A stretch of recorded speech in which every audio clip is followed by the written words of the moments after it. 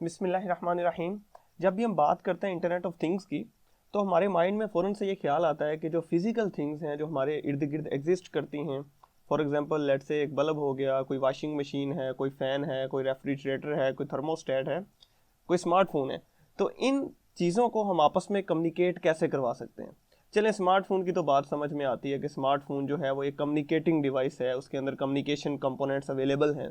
लेकिन जो इसके अलावा एक्स्ट्रा फिजिकल थिंग्स हैं जिनके मैंने नाम लिए हैं अभी, वो किस तरह से एक इंटरनेट ऑफ थिंग्स के इन्वायरमेंट में कम्युनिकेट करती हैं, उन चीज़ों को कैसे हम इस काबिल बनाते हैं कि वो कम्युनिकेट कर सके। तो आज का लेक्चर हमारा इसी के ऊपर है। लेकिन लेक्चर की डिटेल्स में जाने से पहले हम एक सिनेरियो को देखेंगे। सिनेरियो ये है भाई, आपने एक स्मार्ट सिस्टम बनाना है, स्मार्ट हीटिंग सिस्टम, ठीक है। तो उसमें आप चाहते हैं कि सिस्टम कुछ इस तरह करे कि ये आपके पास हीटर है, ये एक रूम को हीट कर रहा है, उसको गर्म कर रहा है। तो जैसे ही आपका टेम्परेचर किसी स्पेसिफिक रीडिंग से एक्सीड कर जाए, उस रीडिंग से बढ़ जाए, लेट से 30 डिग्री सेंटीग्रेड से बढ़ जाए, तो ऑटोमेटिकली ये हीटर ऑफ हो जाए, ठीक है।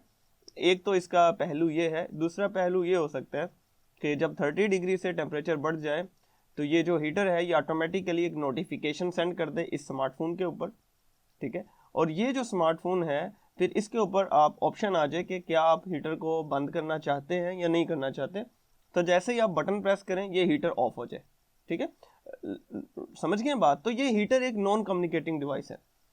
हीटर जो है वो कम्युनिकेट नहीं कर सकता, उसमें इतनी कैपेसिटी नहीं है, ठीक है। स्मार्टफोन एक कम्युनिकेटिंग डिवाइस है क्योंकि इसके अंदर ऑलरेडी कम्युनिकेशन के कंपोनेंट्स लगे हुए हैं। इसके अंदर वाईफाई की कैपेबिलिटी है, इसके अंदर जो है वो जीएसएम की 3G 4G की कैपेबिलिटी है, जिसके थ्रू ये कनेक्ट हो सकता है। मीन्स इसमें कनेक्टिविटी की फैसिलिटी है, लेकिन इसमें तो नहीं है। तो ये कैसे हो सकता है कि हम जो है स्मार्टफोन से इसको कंट्रोल कर रहे हैं, ये जो है स्मार्टफोन को चीज़ें सेंड कर रहा है, डाटा सेंड कर रहा है।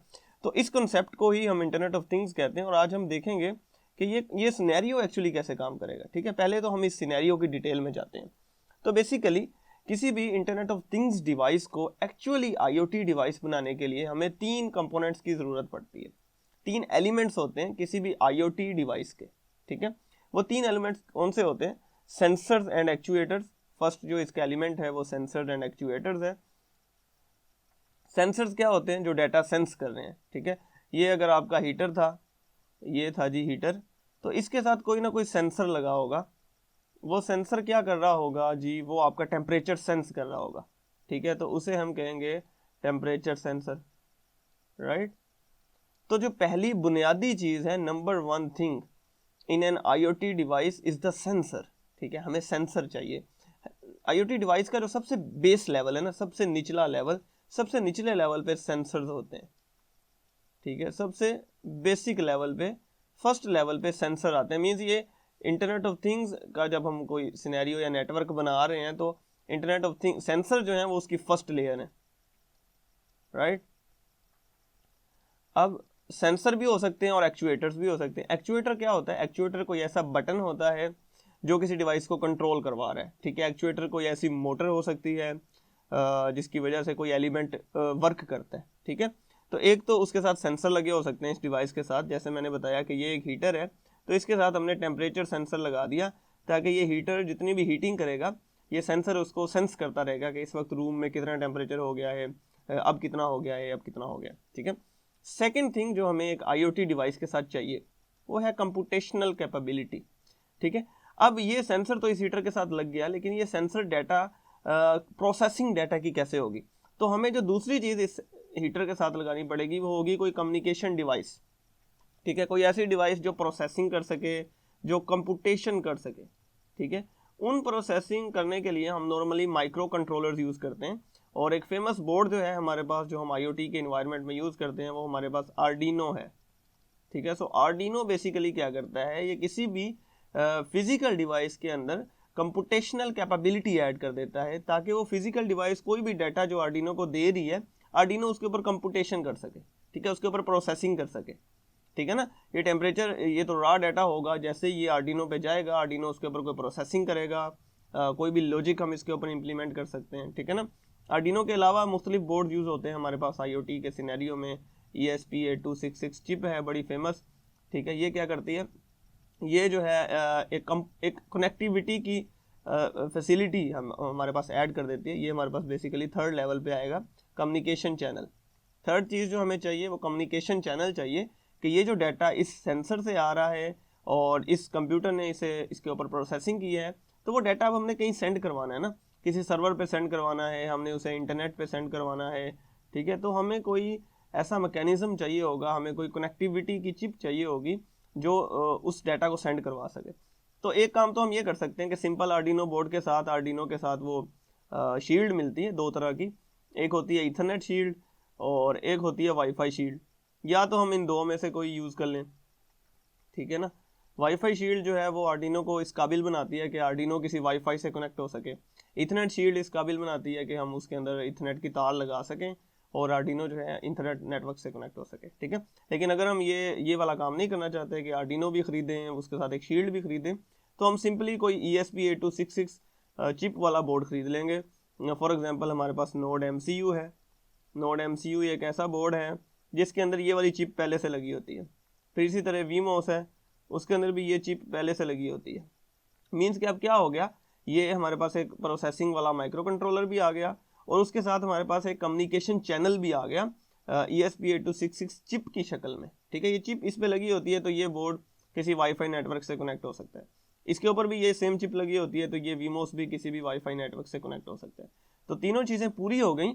तो किसी भी डिवाइस के साथ जब ये तीनों चीज़ें पूरी हो जाएंगी तो फिर वो डिवाइस जो है वो किसी IoT डिवाइस की तरह एक्ट कर सकेगी, ठीक है। अब मैं इसको एक थोड़ी सी एग्जांपल भी आपको देता हूँ, ठीक है। हम यहाँ पर अगर चलें, अपने सिनेरियो के ऊपर वापस चलें, तो ये है जी बैक टू सिनेरियो। ये था जी हीटर आपका, ठीक है, और उसके साथ आपने लगाया एक सेंसर और चलें आपने जो है एक एक्चुएटर भी लगा दिया, एक बटन जो उस हीटर को कंट्रोल कर रहा होगा। ये कोई इलेक्ट्रिकल स्विच हो सकता है, ठीक है। उसके साथ आपने आर्डिनो ऐड कर दिया, उसके साथ आपने कम्युनिकेशन कैपेबिलिटी के लिए आपने जो है ये वाईफाई की कैपेबिलिटी ऐड कर दी। लेट्स से कि आपने आर्डिनो बोर्ड लगाया हुआ था, आर्डिनो के साथ आपने वाईफाई शील्ड लगा दी और तीनों को जो है इस हीटर के साथ यहाँ पे कनेक्ट कर दी, ठीक है ना। ये सेंसर लगा हुआ था हीटर के साथ, साथ एक एक्चुएटर लगा हुआ था, साथ आर्डिनो लगा हुआ था और साथ जो है वो ईथरनेट वाली शील्ड लगी हुई थी और उस शील्ड के अंदर आपने इंटरनेट की तार लगाई हुई थी ताकि हमारा जो आर्डिनो है वो डाटा यहाँ से लेगा टेम्परेचर को सेंस करके और इस ईथरनेट के थ्रू इंटरनेट पे भेज देगा। अब वो इंटरनेट से होता हुआ जाएगा आपके स्मार्टफोन के पास।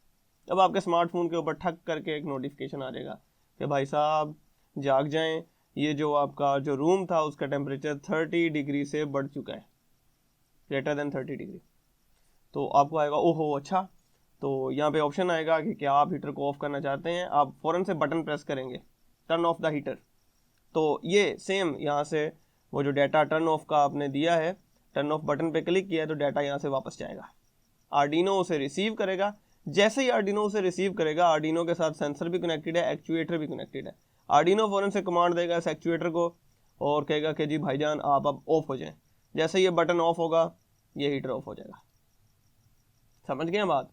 सो this is the actual scenario कि how IoT things operate, how IoT devices actually work, ठीक है। सो इस पे अमल करते हुए, इस सिनेरियो को माइंड में रखते हुए और ये जो 3 एलिमेंट्स हमने पढ़े हैं इनको माइंड में रखते हुए आप किसी भी डिवाइस को IoT डिवाइस में कन्वर्ट कर सकते हैं। ओके जी, तो थैंक यू सो मच। लेकिन हमारी जो लास्ट स्लाइड है वो रह गई है और वो सेम स्लाइड है कि thank you so much, subscribe कर देना भूलना ना। और ये छोटू सी एक वीडियो भी है सब्सक्राइब वाली, इसको देख लेते हैं।